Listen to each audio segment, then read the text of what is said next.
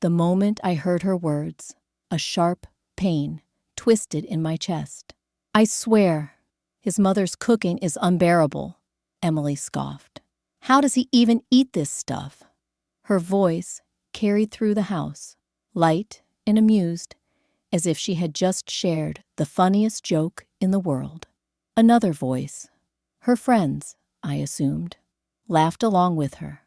I stood frozen by the kitchen door, my hands still damp from washing dishes. My home was quiet most days.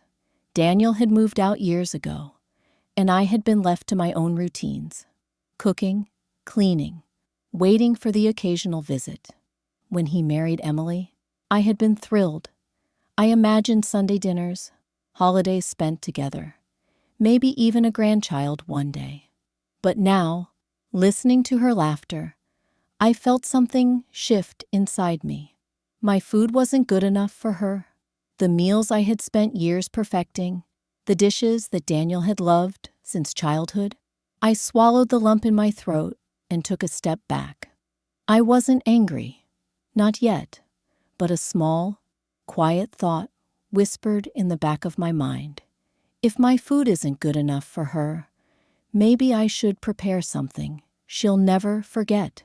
That evening, I said nothing.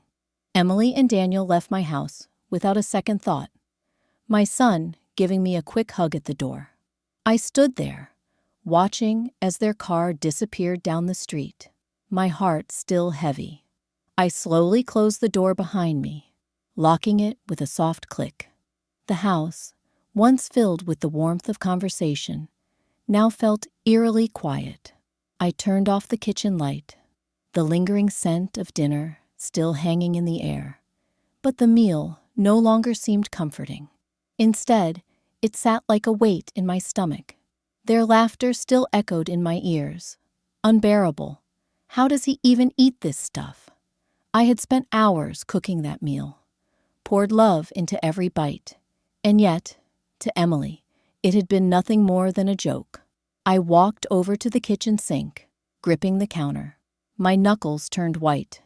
Maybe, once upon a time, I would have let this go, shrugged it off, tried harder to please her. But I wasn't that woman anymore. A slow, deliberate thought crept into my mind. If my food isn't good enough for her, then maybe I should prepare something she'll never forget. I exhaled, feeling something shift inside me. My hands, once trembling, steadied. My heartbeat slowed. The decision settled in my bones, quiet and certain. I wiped my hands on a dish towel, then reached for the phone. The next morning, just as the sun stretched its golden arms across the horizon, I dialed Daniel's number. The call rang twice before he answered, his voice groggy from sleep. "Hey, Mom, everything okay?" I smiled, keeping my voice light. "Of course, dear. I was just thinking, we should have dinner together this weekend." Daniel hesitated. Sure. What's the occasion?" "No occasion," I said softly. "I just want to cook something really special." Something in my tone must have reassured him, because he agreed, without question. "Sounds great, Mom. Emily and I will be there." I heard movement in the background. Emily stirring, mumbling something. Did she know I was on the phone? Did she remember what she had said in my house just yesterday? "Perfect," I said, my voice smooth. "I'll see you both then." I hung up before he could say anything else. I stood in the middle of my quiet kitchen, the phone still pressed to my palm. The morning light filtered through the window, casting soft shadows across the counter. I allowed myself a small, knowing smile. Now, it was time to prepare. The days leading up to dinner were quiet, too quiet. I moved through my kitchen with slow, deliberate motions, my hands steady as I prepared each dish. The rhythmic sound of my knife against the cutting board echoed through the empty house. Chop, chop, chop. Each precise cut sent a fresh burst of fragrance into the air. Garlic, onions, rosemary, But my mind wasn't on the food. It was on her, Emily, the woman I had welcomed into my family, the woman I had tried to love like a daughter, the woman who had dismissed me with a laugh, reduced my cooking, my love, my care, my effort, to a joke. A part of me wondered if she even remembered what she had said that night, if she had the slightest idea of the hurt she had left in her wake. Probably not. People like her never did. I wouldn't confront her. No, that wasn't my way. Confrontation was loud, messy. It gave people a chance to argue, to explain, to justify, and I didn't need her excuses. I would let my cooking do the talking. Saturday evening. By the time the sun had dipped low in the sky, my house smelled warm and inviting, every inch of it filled with the rich, comforting scent of home-cooked food. I had made all of Daniel's favorites, tender braised short ribs, their juices thick and glossy, soaking into soft roasted potatoes, golden at the edges.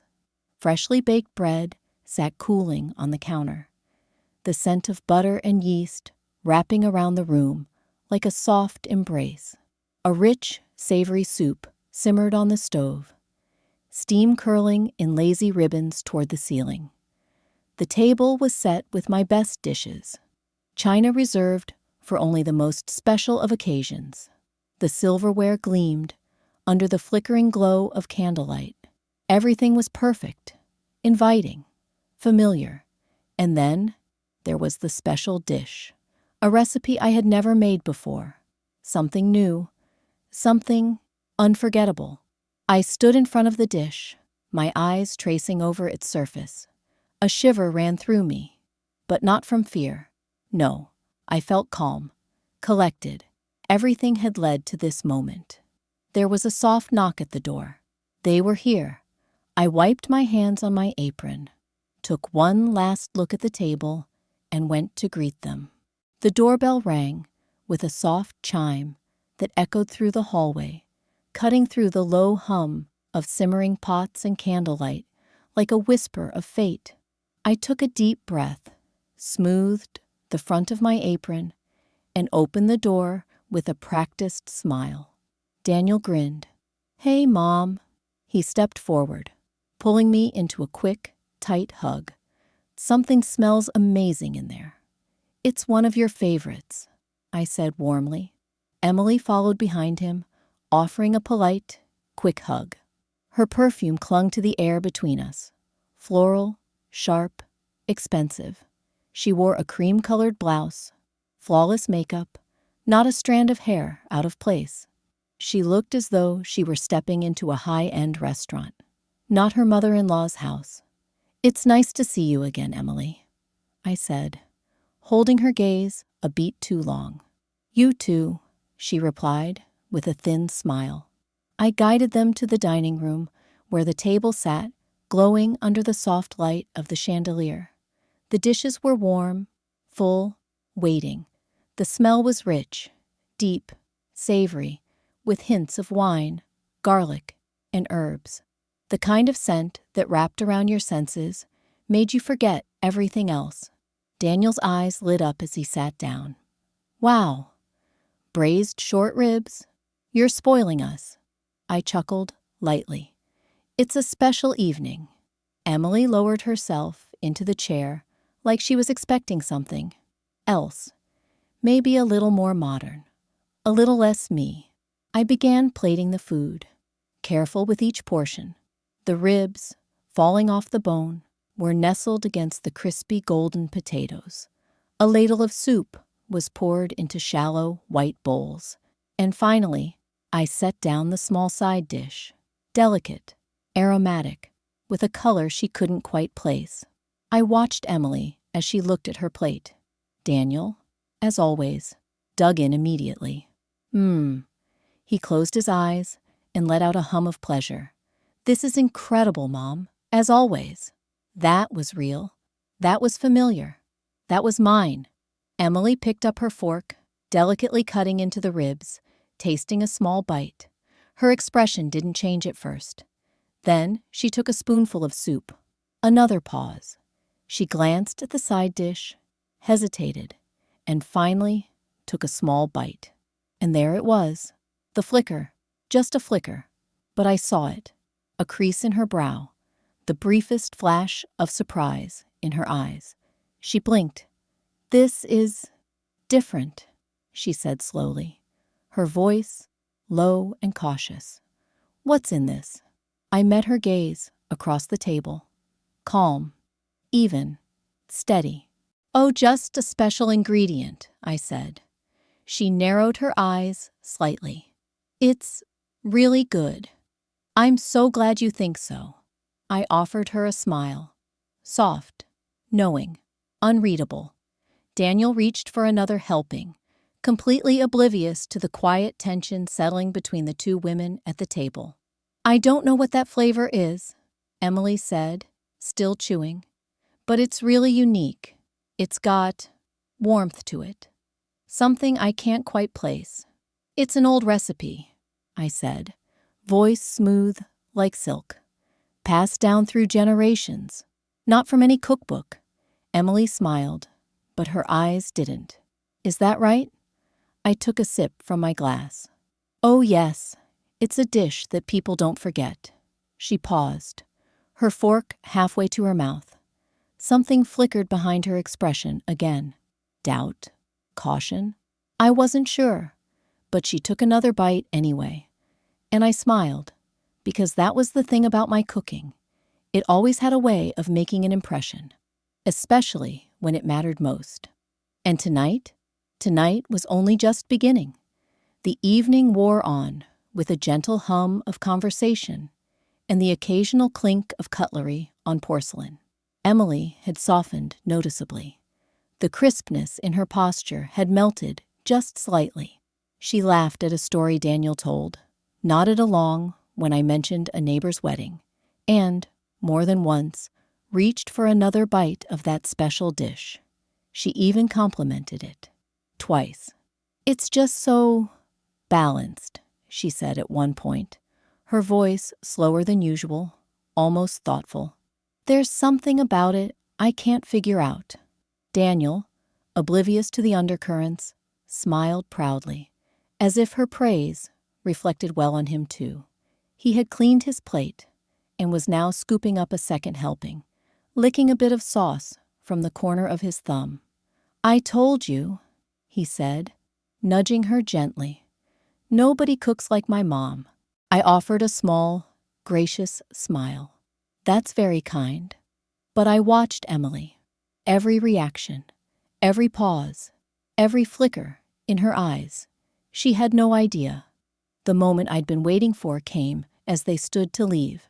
Daniel reached for his coat, stretching with a satisfied sigh, while Emily adjusted her earrings and picked up her purse. Then she turned. Her voice was casual, almost too casual. "So, really, what was in that dish?" The room seemed to still for a second. I tilted my head slightly, my expression soft, almost playful. "You really liked it, didn't you?" She gave a slow, cautious nod. "I did. It was unlike anything I've had before." I stepped a little closer, just enough. My voice dropped barely above a whisper. "Funny," I said gently, "considering it was the same stew you mocked in my kitchen last week." Her face went blank. Then, in the space of a heartbeat, the color drained from her cheeks. Her lips parted, but no sound came out. Daniel's head turned sharply. "What?" He looked from her to me, completely lost. "What are you talking about?" Emily's mouth opened again, but the words didn't come, so I filled the silence for her. "I heard you, Emily. I was coming down the hallway. You didn't know I was there." She stood frozen, her purse clutched tightly in both hands. "I didn't say—" She tried, her voice cracking just slightly. "I believe the words were, 'Smells like someone's grandmother boiled a sock,'" I said with a small smile. "Or was it, 'I hope Daniel doesn't actually like that stuff'?" Daniel's face twisted in confusion. "Wait, what? Emily?" Emily swallowed hard, her gaze darting to the floor. I didn't mean it that way, she murmured. It was just a dumb comment. I didn't think. It doesn't matter, I said gently, cutting her off with a calm wave of my hand. What matters is that you enjoyed the food tonight. That's all I wanted. She looked at me then, really looked. Her eyes searched mine, trying to understand how much I meant and how much I knew. I did, she said softly. Daniel still looked bewildered, like the room had suddenly tilted, and no one warned him. He glanced at Emily, waiting for her to explain, but she didn't, couldn't. I stepped forward and hugged my son, warm and tight, just like always. But when I pulled away, I let my eyes settle on hers, steady, clear, a silent promise that nothing had gone unnoticed. Thank you for dinner, she said finally. Her voice had lost that usual edge. Now it was barely above a whisper. I smiled. Of course, dear. Any time. They left quickly after that. The front door closed with a soft click behind them. I stood still for a moment, listening to the muffled sound of the car starting, the tires rolling away down the darkened street. And then, silence. The kind of silence that felt like a ribbon finally being untied. The kind that wrapped itself around you. Not heavy, but complete. I walked slowly back to the dining room. The plates still sat on the table, a few bites left untouched. The flickering candlelight threw long, soft shadows on the walls. The scent of the stew still lingered, rich, earthy, and comforting. I picked up Emily's plate and carried it to the sink, rinsing it gently. No anger, no bitterness, just purpose. Because I hadn't needed to raise my voice. I hadn't needed to argue or demand respect. I let the food speak. And Emily, she would never forget that meal. Not because of the flavor, not because it was perfectly cooked, but because she knew. She had been heard, exposed, and still, I had fed her with grace. That night, as I climbed into bed, the house finally quiet, I pulled the covers up to my chest and let the silence cradle me. Not all lessons have to be taught with cruelty. Some just need a little seasoning and a quiet memory that lingers, like the aftertaste of something you'll never quite forget.